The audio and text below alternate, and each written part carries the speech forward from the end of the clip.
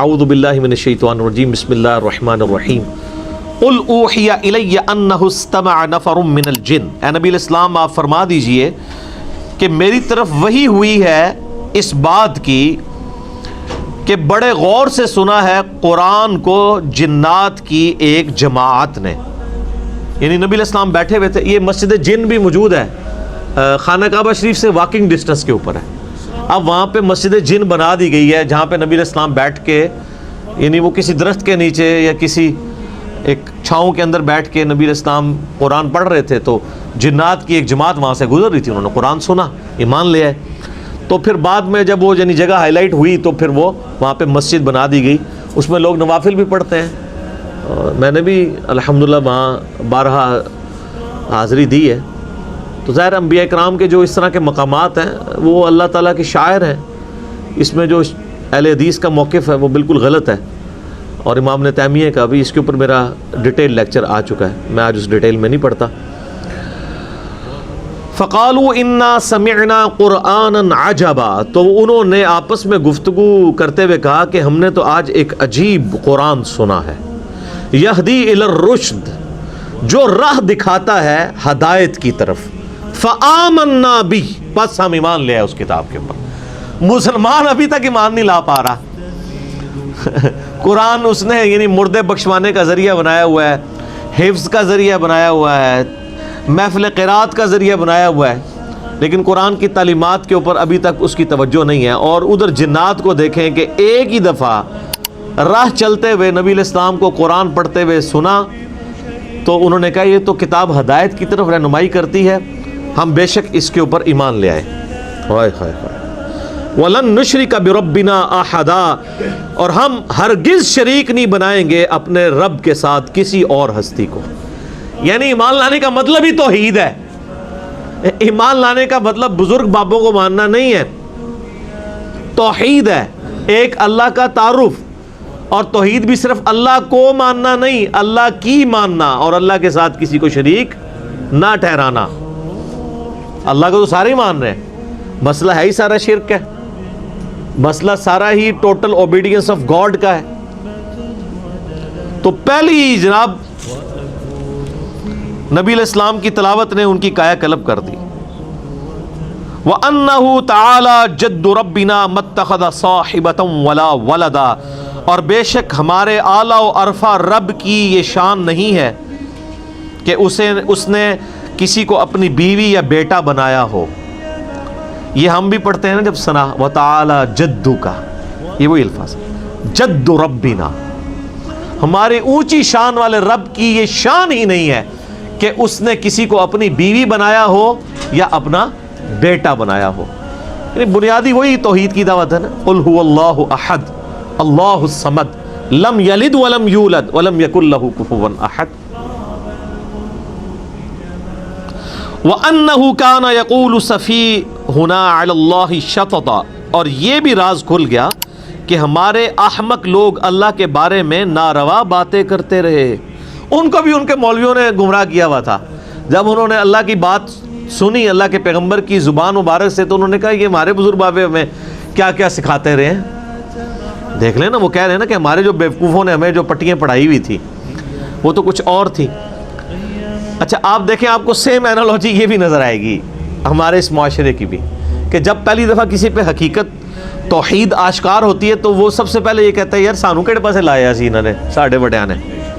تو اب وہ کہہ رہے ہیں کہ یعنی اس سے یہ لگ رہا ہے شاید وہ عیسائی تھے، کرسچن جن تھے، کیونکہ وہ کہہ رہے ہیں کہ ہمارے رب نے نہ تو بیوی کوئی بنائی ہے نہ کوئی بیٹا بنایا ہے. اس طرح کا کوئی عقیدہ تھا ان کا پہلے، یا کوئی اور ہستیوں کو شریک ٹھہراتے تھے.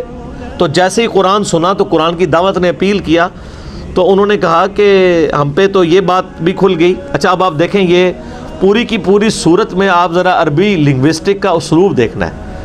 آپ دیکھتے جائیں کہ یہ کتنے پیارے انداز میں. آپ ذرا آیت نمبر یہ 3 شروع کریں. وَأَنَّهُ تَعَالَى، اگلی آیت ہے وَأَنَّهُ كَانَ، اس سے اگلی وَأَنَّا، پھر اس سے آگے پھر وَأَنَّهُ، پھر اس سے آگے وَأَنَّهُمْ، پھر آگے وَأَنَّا، پھر وَأَنَّا، پھر وَأَنَّا، یہ وَأَنَّا أَنَّا، اور یہ کہ اور یہ کہ اور یہ کہ. ٹھیک ہے. اچھا یہ وہ آپ وکیلوں کی لینگویج ابھی آپ نے کبھی دیکھی ہے؟ وہ لکھتے ہیں، یہ ہمارا وہ جو ہم نے لکھا ہوا نا بیان الفی، اگر وہ 8 پوائنٹ پڑھے نا وہ بھی اسی طریقے سے. پہلا پوائنٹ ہے میں یہ ہوں اور یہ کہ اور یہ کہ اور یہ کہ، آپ نے دیکھا ہے سیم سٹائل قرآن والا ہے وہ. اور یہی ہماری جو عدالتوں میں بھی جب لکھی جاتی ہے نا، ایک مین لائن لکھ کے نا پھر اس کے بعد اس کی جو کورالریز لکھی جاتی ہے نا، اور یہ کہ اور یہ کہ، یعنی کسی نے صحت جرم سے انکار کرنا ہے تو وہ 8-10 پوائنٹ لکھ کے دے گا، اور یہ کہ میں اس دن تو فلاں تھا، اور یہ کہ میں تو یہ کر رہا تھا، اور یہ کہ میں تو فلاں جگہ کا رہنے والا ہوں، اور یہ کہ یہ سٹائل ہے. تو یہ وَأَنَّا کا مطلب ہے اور یہ کہ، وہ یہ کہ اور یہ کہ اور یہ کہ. اب یہ اور یہ کہ کے ساتھ وہ حقائق کھولتے جا رہے ہیں کہ ہم پہ یہ بھی حقیقت کھل گئی قرآن سن کے، یہ بھی حقیقت کھل گئی، اور یہ بھی پتہ چلا، اور یہ بھی پتہ چلا، اور یہ بھی پتہ چلا. جیسے ہماری کوئی ایک کلپ دیکھتا ہے تو کہتا ہے اچھا یہ ہے، پھر وہ ایک اور کلپ کھولتا ہے اچھا یہ بھی ہے، اچھا ایک اور کلپ کھولتا ہے اچھا یہ بھی ہے. تو کئی لوگ آتے ہیں نا وہ کرتے کرتے کرتے کرتے پھر وائنٹ پہ کہتے ہیں اچھا جی یہ کوئی نماز والا مسئلہ بھی ہے کہ نماز کے طریقے کا بھی ایشو ہے. پھر ہم کہتے ہیں ہاں وہ آپ بھی کھل کے دیکھ لیں اس میں بھی ہے. تو یہ بھی اور یہ کہ اور یہ کہ اور یہ کہ، یہ اس کا ٹیسٹ ہی زبردست ہے. یہ تو جب کبھی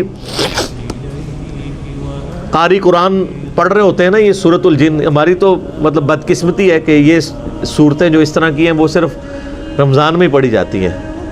بہت کم میں نے مساجد دیکھی ہیں جہاں پہ قرآن پاک پورا کور کرتے ہیں وہ سال میں. ہمارے اب یہاں پہ ایک اہل حدیث مسجد میں قاری صاحب آئے ہیں تو وہ پورے سال میں قرآن مکمل کرتے ہیں فجر مغرب اور عشاء کے اندر. اس طریقے سے اسلام آباد میں بھی ایک مسجد میں قیام اللیل کرتا رہا تو وہ قاری صاحب روزانہ 1 پاؤ فجر میں پڑھتے تھے، اور اس طریقے سے فجر کے اندر پورا قرآن ختم کرتے تھے، 1 قرآن فجر کے اندر اور 1 مغرب اور عشاء کے اندر. تو اس سے یہ ہے کہ آپ پورا سال قرآن کا ٹیسٹ فیل کرتے ہیں. ورنہ ہمارے حفاظ نے، ہمارے قاریوں نے چند ایک صورتیں یاد کی ہوئی ہیں، چند ایک صورتوں کی چند مشہور آیات یاد کی ہیں. واللہ الذی لا الہ الا ہو ہر تیسری فجر میں یہ پڑھ رہے ہوتے ہیں، ہر چوتھی فجر کے اندر پڑھ رہے ہوں گے آمن الرسول بما انزل الیہ من ربہ والمؤمنون. ٹھیک ہے، اسی طریقے سے سبح اسم ربک الاعلی، یا آخری 3 صورتیں پڑھ رہے ہوں گے، یا پہلی میں تبت یدا پڑھ رہے ہوں گے، دوسری میں سورہ اخلاص پڑھ رہے ہوں گے. یہ رٹی ہوئی ہے نا، وہ اتنی رٹی ہوئی ہے کہ جس طرح ہمیں سورہ فاتحہ رٹی ہوتی ہے نا، وہ ان کے آگے خود بخود سٹارٹ ہو جاتی ہے وہ. تو لیکن رمضان شریف کے اندر ایک بڑا اچھا موقع ہوتا ہے کہ ہم قرآن کور کرتے ہیں. یقین کریں جب کبھی بھی میں سورہ جن سنتا ہوں نا تو یا اور صورتیں بھی، تو وہ عربی لنگوسٹک کا ٹیسٹ فیل ہوتا ہے. اور یہ کہ اب آپ دیکھیں نا بات کہاں سے سٹارٹ ہوئی ہے. اے نبی فرما دیجئے میری طرف وحی کی گئی کہ جنوں کی ایک جماعت نے قرآن تلاوت کرتے ہوئے مجھے سنا تو انہوں نے گفتگو کرتے ہوئے آپس میں کہا کہ ہم نے آج ایک عجیب قرآن سنا جو ہدایت اور رہنمائی، یعنی ہدایت کی طرف رہنمائی دیتا ہے، پس ہم اس پر ایمان لے آئے اور ہم ہرگز اپنے رب کے ساتھ کسی کو شریک نہیں ٹھہرائیں گے. اور یہ کہ ہمارا رب جو بڑی شان والا ہے اس نے نہ کسی کو بیوی بنایا نہ کسی کو بچہ. اور یہ کہ ہمارے احمق لوگ اللہ کے بارے میں ناروا باتیں رکھتے ہیں. وَأَنَّا ظَنَنَّا أَن لَّن تَقُولَ الْإِنسُ وَالْجِنُّ عَلَى اللَّهِ كَذِبًا، اور ہم تو یہ خیال کیے ہوئے تھے کہ انسان اور جن اللہ کے بارے میں کبھی جھوٹ بول ہی نہیں سکتے. اتنے بڑے بڑے بزرگ کیسے جھوٹ بول سکتے ہیں؟ یہ وہی بات آ گئی ہے.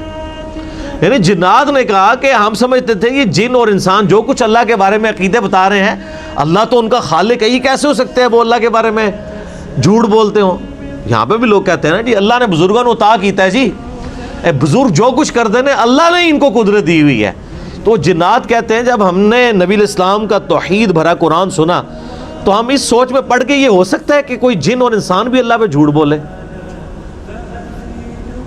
تو حقیقت ہے کہ جن اور انسان جھوٹ ہی بول رہے ہیں. وَلَا تَقُولُوا عَلَى اللَّهِ إِلَّا الْحَقِّ، مت کہا کرو اللہ کے بارے میں سوائے وہ بات کے جو حق پہ مبنی ہے. اور اس طریقے سے جھوٹ بولنا کہ ہر وہ عقیدہ امت کو بتانا جو اللہ اور اس کے محبوب علیہ السلام نے نہیں بتایا، یہ اللہ پر جھوٹ باندھنا ہے. میں نے پچھلے دنوں بھی بتایا تھا کہ بریلوی اور دیوبندی دونوں کے بزرگوں نے یہ مشترکہ عقیدہ لکھا ہے. دیوبندیوں نے اپنی وہ المحند علی المفند میں لکھا، بنیادی عقیدے کی کتاب میں، بریلویوں نے اپنی کئی کتابوں میں قرآن پاک کی تفسیر کے اندر مشکات المصابیح کی تفسیر میں مفتی احمد جان خان نعیمی صاحب نے لکھا کہ ہمارا یہ عقیدہ ہے کہ نبی علیہ السلام کی جو قبر مبارک ہے وہ خانہ کعبہ اللہ کے عرش اور کرسی سے بھی افضل ہے۔ جب ہم یہ پوچھتے ہیں کہ کہاں لکھا ہوا ہے، وہ کہتے ہیں آپ نبی علیہ السلام کے گستاخ ہیں۔ یہ ویسا ہی ہے کہ اگر کوئی عیسائی کہے کہ ہم حضرت عیسیٰ علیہ السلام کو اللہ کا بیٹا مانتے ہیں تو ہم اس سے اگر پوچھیں کہ یہ کہاں لکھا ہوا ہے، انجیل سے ہی نکال دو، تحریف شدہ انجیل سے ہی نکال دو، اور وہ یہ کہنا شروع کر دے آپ عیسیٰ علیہ السلام کی شان کی منکر ہیں۔ شان کے منکر نہیں ہیں، ہم ہر اس بات کے منکر ہیں جو اللہ اور اس کے پیغمبروں نے تعلیم نہیں کی ہے۔ تو یہاں پر بھی دیکھیں جنات کہتے ہیں ہم سوچ بھی نہیں سکتے تھے کہ ہمارے بزرگان دین اللہ پر جھوٹ باندھیں گے، چاہے وہ جنوں میں سے ہو یا انسانوں میں سے۔ اللہ نے تو کوئی ایسے عقیدے نہیں بتائے ہوئے۔ وَأَنَّهُ كَانَ رِجَالٌ مِّنَ الْإِنسِ، اور یہ کہ انسانوں میں سے ایسے لوگ بھی ہیں بیوقوف، يَعُوذُونَ بِرِجَالٍ مِّنَ الْجِنِّ فَزَادُوهُمْ رَهَقًا، کہ وہ جنات کے مردوں کی پناہ حاصل کرتے ہیں اور اس چیز نے جنوں کو غرور میں ڈال دیا۔ اگلے زمانوں میں بھی ہوتا تھا، اب بھی ہے، کہ جب کبھی بھی سفر کرتے تھے نا تو جا کے وہ کسی جنگل سے گزر رہے ہوتے تھے نا، تو اس جنگل میں داخل ہوتے ہی کہتے تھے کہ اس جنگل کے سب سے بڑے جن کی پناہ میں ہم آتے ہیں، نعوذ باللہ، بجائے اللہ کی پناہ مانگنے کے۔ بخاری اور مسلم میں ابن مسعود رضی اللہ تعالیٰ عنہ کا قول موجود ہے، سورہ بنی اسرائیل کی آیت نمبر 56 ہے، جس میں اللہ تعالیٰ فرماتا ہے کہ یہ جن ہستیوں کو اللہ کے سوا پکار رہے ہیں نا، وہ ہستیاں تو خود اللہ سے امید رکھتی ہیں، اللہ کی طرف متوجہ ہوتی ہیں، اللہ کے عذاب سے ڈرتی رہتی ہیں، اس کی رحمت کی امیدوار ہیں، اور یہ بیوقوف انہی ہستیوں کو پکار رہے ہیں۔ اس آیت کی تفسیر میں آیت نمبر 56 بنی اسرائیل کی، ابن مسعود رضی اللہ تعالیٰ عنہ کا قول بخاری اور مسلم دونوں میں موجود ہے۔ وہ کہتے ہیں کہ یہ ان جنات کے بارے میں نازل ہوئی کہ جن جنات کی لوگ پناہ حاصل کیا کرتے تھے جنگلات میں جا کے۔ ان میں سے کئی جنات ایسے بھی ہوتے تھے جو خود موحد ہوتے تھے، اور وہ مذاق اڑاتے تھے، یہ انسان دیکھو ہماری پناہ حاصل کر رہے ہیں، ہماری کیا اوقات ہے۔ میں آپ کو بتاؤں، یعنی لوگ جنات سے ڈرتے ہیں اور جن انسانوں سے ڈرتے ہیں۔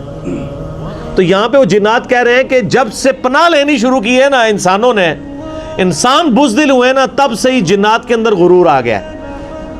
ان کو تو پتہ ہی نہیں تھا کہ اچھا یہ تو ہماری پناہ حاصل کر رہے ہیں، تو وہ اور اکڑ گئے کہ ہم انسانوں سے سپیریئر ہیں، ورنہ انسان سے کیسے سپیریئر ہے جن۔